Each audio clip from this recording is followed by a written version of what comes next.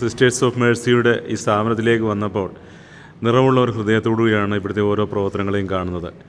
കാരണം നൂറുകണക്കിന് വ്യക്തികൾ ഒരുപക്ഷെ തെരുവോരങ്ങളിൽ ജീവിതം ഒടുങ്ങേണ്ട അനേകം ജീവിതങ്ങളെ പച്ചപിടിപ്പിക്കാൻ വേണ്ടി അഹോരാത്രം പാടുപെടുന്ന പ്രിയപ്പെട്ട സന്യാസിനികളുടെ ത്യാഗപൂരിതമായ ജീവിതം സ്നേഹത്തെ എപ്പോഴും മനുഷ്യഹൃദയങ്ങളിലേക്ക് എത്തിക്കുവാൻ തക്കവണ്ണമുള്ള ഒരു സേവന ശൃംഖലയായിട്ട് കാണുവാൻ തക്കവണ്ണം പര്യാപ്തമാകുന്നുണ്ട്. പ്രിയപ്പെട്ട സിസ്റ്റർ ഈ കോൺഗ്രിഗേഷൻ്റെ സ്ഥാപനവുമായിട്ട് ബന്ധിപ്പിച്ച് ഇപ്പോഴത്തെ സിസ്റ്റേഴ്സ് ഇവിടെ വർക്ക് ചെയ്യുന്നതെന്നും അതുപോലെ തന്നെ പ്രധാനമായിട്ടുള്ള നമ്മുടെ ലക്ഷ്യം എന്താണെന്നും അക്കാര്യങ്ങളെപ്പറ്റിയൊക്കെ ഒന്ന് സംസാരിക്കാമോ? തെരുവിലെ സ്ത്രീകളും കുഞ്ഞുങ്ങളും അലഞ്ഞു തിരിയരുത് എന്ന ഒറ്റ ഉദ്ദേശത്തോടെയാണ് നമ്മളിങ്ങനെയൊരു സ്ഥാപനത്തിന് ആരംഭം കുറിക്കുന്നത്. ഈശോയെ അവർക്ക് പങ്കുവെച്ചു കൊടുക്കുക, തങ്ങൾക്കാരുമില്ല എന്ന തോന്നലിൽ നിന്നും ഈശോ ഞങ്ങൾക്കുണ്ട് എന്ന തോന്നൽ അവർക്കുണ്ടാക്കി കൊടുക്കുക. ആരൊക്കെ ഞങ്ങളെ ഉപേക്ഷിച്ചാലും എൻ്റെ കർത്താവ് എന്നെ കൈവിടുകയില്ല എന്ന ഒരു ബോധ്യം അവർക്കുണ്ടാക്കി കൊടുക്കുവാൻ അന്നു മുതലേ തീക്ഷ്ണമായി ആഗ്രഹിക്കുകയും അതൊരു പരിധിവരെ ജീവിതത്തിൽ പ്രാവർത്തികമാക്കാൻ സാധിക്കുകയും ചെയ്തു. ആർക്കും വേണ്ടാതെ തെരുവിൽ അലഞ്ഞു തിരിഞ്ഞ് നടക്കുന്ന, മനസ്സിൻ്റെ സമനില തെറ്റി നാടോ വീടോ മാതാപിതാക്കളെയോ മക്കളെയോ ഒന്നും തിരിച്ചറിയാൻ പറ്റാതെ അലഞ്ഞു തിരിഞ്ഞ് നടക്കുന്ന മാനസിക രോഗികളായ സ്ത്രീകളാണ് ഈ ഭവനത്തിലുള്ള എല്ലാവരും. 260ഓളം അമ്മമാർ നമ്മുടെ ഈ ഭവനത്തിൽ ഇപ്പോഴുണ്ട്. അവർ തെരുവിൽ നടക്കുമ്പോൾ ആരെങ്കിലുമൊക്കെ അവരെ ഉപയോഗിക്കും. സാമൂഹ്യ വിരുദ്ധരെ അവരെ പിച്ചു ചീന്തും. അങ്ങനെ ആരും അറിയാതെ അവർ ഗർഭിണികളാകും. ഇവിടെ വരുമ്പോൾ 2, 3, 6, 7, 8 മാസമൊക്കെ ഗർഭിണികളായിട്ടായിരിക്കാം പലരെയും ഇവിടെ കിട്ടുന്നത്. അങ്ങനെ അവരിവിടെ പ്രസവിക്കുന്ന കുറേ അധികം കുഞ്ഞുങ്ങളും ഇവിടെയുണ്ട്. അച്ഛൻ ആരാണെന്ന് ആർക്കും അറിയില്ല. അച്ഛനില്ലാത്ത കുഞ്ഞുങ്ങൾക്ക് ഈശോയെ ചൂണ്ടിക്കാണിച്ചുകൊണ്ട് പറയാൻ സാധിക്കും, മോനെ മോളെ, ഇതാണ് നിൻ്റെ അച്ഛൻ, ഇതാണ് നിൻ്റെ അപ്പൻ, നിന്നെ സ്നേഹിക്കുന്നവൻ. തീർച്ചയായും ആ കുഞ്ഞുങ്ങൾ വളരെ സന്തോഷമായിട്ട് ഇവിടെ വളരുന്നു. 4 മാസം പ്രായം തൊട്ട് 21 വയസ്സ് പ്രായമുള്ള കുഞ്ഞുങ്ങൾ വരെ ഇവിടെയുണ്ട്. ആദ്യം എനിക്ക് ലഭിച്ച മകൻ ഇന്ന് 21 വയസ്സ് അവന് കഴിഞ്ഞു. അവന് ഹോട്ടൽ മാനേജ്മെൻറ്റ് കോഴ്സ് പാലായിൽ ചൂണ്ടശ്ശേരിയിൽ പഠിക്കുന്നു. ഈ വർഷം അവൻ്റെ കോഴ്സ് പൂർത്തിയാകും ഏപ്രിലിൽ. അതോടൊപ്പം അവനൊരു തൊഴിലും ലഭിച്ചു കഴിഞ്ഞു, ക്രൗൺ പ്ലാസ ഹോട്ടൽ എറണാകുളം. അത് കഴിഞ്ഞ് കിട്ടിയ മകൻ പോളിടെക്നിക്ക് പഠിച്ചുകൊണ്ടിരിക്കുന്നു. അടുത്ത വർഷം അവൻ ബിടെക്കിനും പോകാൻ തയ്യാറെടുക്കുകയാണ്. ബാക്കിയെല്ലാം 9th സ്റ്റാൻഡേർഡ് മുതൽ താഴോട്ടുള്ളവരാണ്. തെരുവിൽ നിന്ന് കിട്ടുന്ന ഇവരെ പോലീസ്, കോടതി വഴിയൊക്കെ ആയിരിക്കാം ഇവിടെ എത്തിക്കുന്നത്. ആരുടെ കയ്യിൽ നിന്നും 5 പൈസ പോലും നമ്മൾ ഇവിടെ വാങ്ങാറില്ല പേഷ്യൻസിനെ ഇവിടെ എടുക്കാൻ.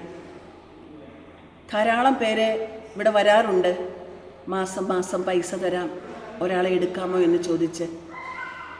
പക്ഷേ ഇത് ആരംഭത്തിലേ ഞങ്ങളെടുത്ത തീരുമാനമായിരുന്നു, ഒരു പൈസ പോലും ആരുടെ കയ്യിൽ നിന്നും വാങ്ങാതെ ഈശോയുടെ ഈ ഭവനം മുൻപോട്ട് കൊണ്ടുപോകണം. തീർച്ചയായിട്ടും അതിൻ്റെ ഉത്തരവാദിത്വം കർത്താവാണ്.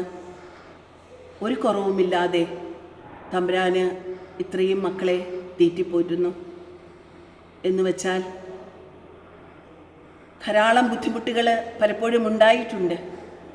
ഭക്ഷണമില്ലാത്ത അവസരങ്ങൾ, മരുന്ന് വാങ്ങാൻ പൈസ ഇല്ലാത്ത അവസരങ്ങൾ, കൺസ്ട്രക്ഷന് പണമില്ലാതെ വിഷമിക്കുന്ന അവസ്ഥ, ഇതൊക്കെ ഉണ്ടായിട്ടുണ്ട്. പക്ഷെ അവിടെയൊക്കെ കർത്താവ് താങ്ങും തണലുമായിട്ട് കൂടെ നിന്നു, കൂടെ നടന്നു.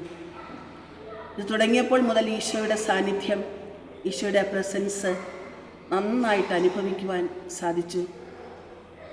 ഇത്രത്തോളം സ്നേഹിക്കുന്നവനാണ് കർത്താവ് എന്ന് അനുഭവിച്ചറിയുവാൻ കഴിഞ്ഞു. പ്രത്യേകിച്ച് നിരാലംബരായ മക്കളോട് കർത്താവ് കാണിക്കുന്ന കാരുണ്യം, അതൊത്തിരി അനുഭവിക്കാൻ സാധിച്ചിട്ടുണ്ട്. എൻ്റെ കുഞ്ഞുങ്ങൾക്ക്, എൻ്റെ അമ്മമാർക്കൊക്കെ ഈശോയെ പകർന്നു കൊടുക്കുവാൻ, ഈശോയുടെ സ്നേഹം കൊടുക്കുവാനൊക്കെ ഈ സ്ഥാപനം സഹായിച്ചു. അതാണ് ഞങ്ങളുടെ ഏറ്റവും വലിയ സന്തോഷം.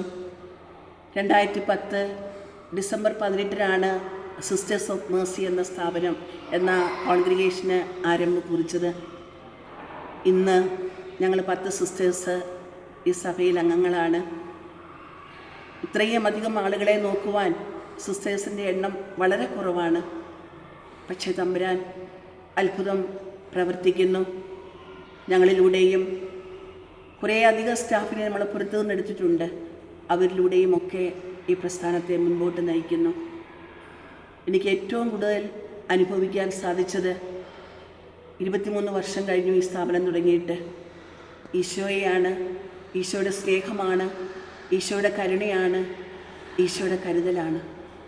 ഇന്നും കർത്താവ് വളരെ സന്തോഷത്തോടെ മുൻപോട്ട് ഞങ്ങളെ എല്ലാവരെയും മുൻപോട്ട് നയിക്കുന്നു.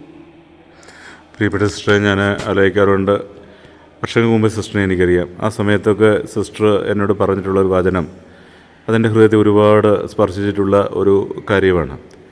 സിസ്റ്റർ പറഞ്ഞ ഒരു വാക്കുണ്ട്, പഴയ ഒരു ചെറിയ ചുറ്റുപാടിൽ സിസ്റ്റർ പറഞ്ഞൊരു വാക്കുണ്ട്, എൻ്റെ കണ്ണുനീർ കണം വീഴാത്ത ഒരു നുള്ളു മണ്ണ് പോലും ഈ ഭാഗത്തില്ല എന്ന് പറയുന്നുണ്ട്.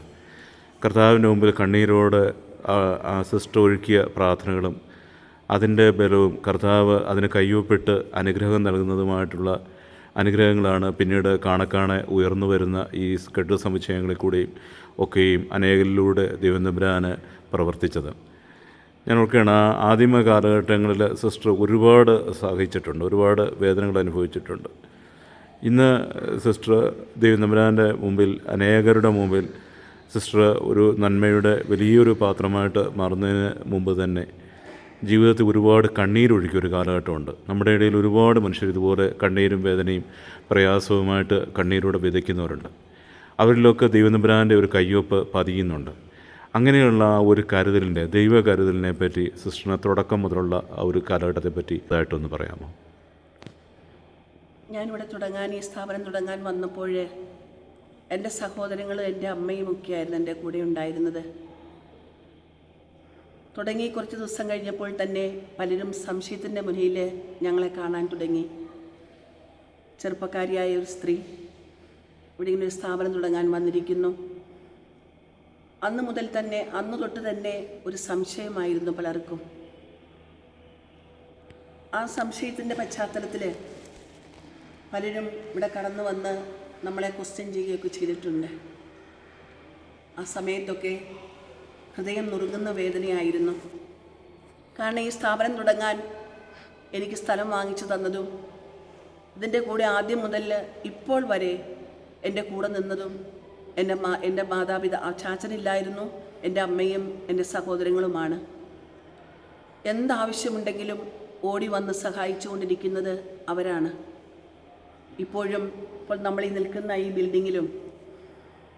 ബിൽഡിംഗ് പണിയാനുള്ള ടൈലൊക്കെ എടുക്കുവാൻ എൻ്റെ സഹോദരനാണ് ഗുജറാത്തിൽ പോയി, മോർബി പോയി ആളുകളെ കണ്ട് അവിടുന്ന് വളരെ ലാഭത്തിൽ 8 കണ്ടെയ്നർ ടൈൽസ് ഇവിടെ എത്തിച്ചത്. അപ്പോൾ എന്നെ സംബന്ധിച്ചിടത്തോളം എനിക്ക് എപ്പോഴും കരുതലായിട്ട്, ശക്തിയായിട്ട് എൻ്റെ കൂടെ എൻ്റെ സഹോദരങ്ങൾ ഉണ്ടായിരുന്നു. അമ്മ 2016 മരിച്ചുപോയി. ആ സമയത്തൊക്കെ ഈ തെറ്റിദ്ധാരണകളൊക്കെ വന്നപ്പോൾ ഹൃദയം നുറുങ്ങുന്ന വേദനയായിരുന്നു. എന്നും ഈശോയുടെ അടുത്ത് പോയിരുന്ന രാത്രിയിൽ എല്ലാ ജോലിയും കഴിഞ്ഞ് രാവിലെ 4:30 ആകുമ്പോൾ ഞാൻ എഴുന്നേൽക്കും. പല്ല് തേപ്പിച്ച് ഇവരെല്ലാം കുളിപ്പിച്ച് ഇവരെ ഡ്രസ്സൊക്കെ മാറി ഇവരെ സുന്ദരികളാക്കി പുറത്തിറക്കിയതിന് ശേഷമാണ് ബ്രേക്ക്ഫാസ്റ്റ്. അപ്പോഴേക്കും ബ്രേക്ക്ഫാസ്റ്റ് ഉണ്ടാക്കണം. എല്ലാ പണികളും ഞങ്ങളെല്ലാവരും ഒരുമിച്ചാണ് ചെയ്തിരുന്നത്. അപ്പോൾ പകൽ അധ്വാനിക്കുന്ന ഒരവസ്ഥയായിരുന്നു ഇവിടെ ഉണ്ടായിരുന്നത്.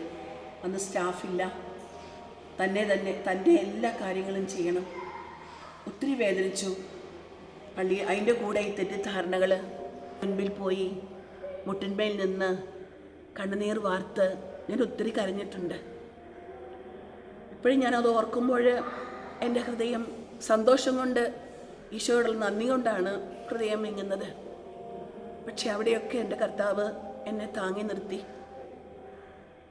ഞാൻ പറയാറുണ്ട്, ഓരോ ബിൽഡിങ് പണിയുമ്പോഴും അതിൻ്റെ സിമെൻറ്റ് കുഴയ്ക്കുമ്പോഴൊക്കെ എൻ്റെ കണ്ണീര് കൊണ്ടാണ് ആ സിമെൻറ്റൊക്കെ കുഴച്ചിരിക്കുന്നത് എന്ന്.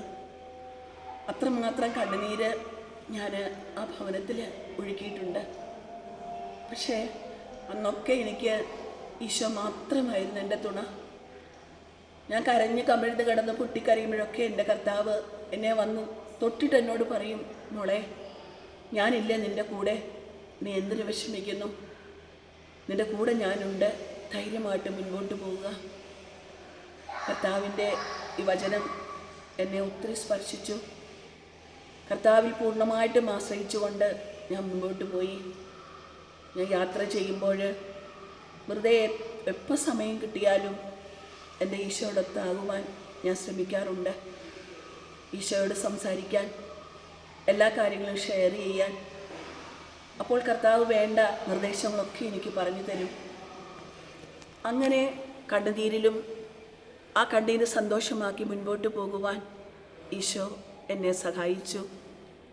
ധാരാളം നല്ല സുമനസ്സുകളെ ഈ സ്ഥാപനത്തിന് തന്നു. ഞാൻ ആരുടെയും മുൻപിൽ പോയി കൈ നീട്ടിയിട്ടില്ല. പക്ഷേ ഈശോ എനിക്ക് വേണ്ടി ഒത്തിരി പേരുടെ മുൻപിൽ പോയി കൈ നീട്ടി എന്ന് എനിക്കറിയാം. ശക്തിയേ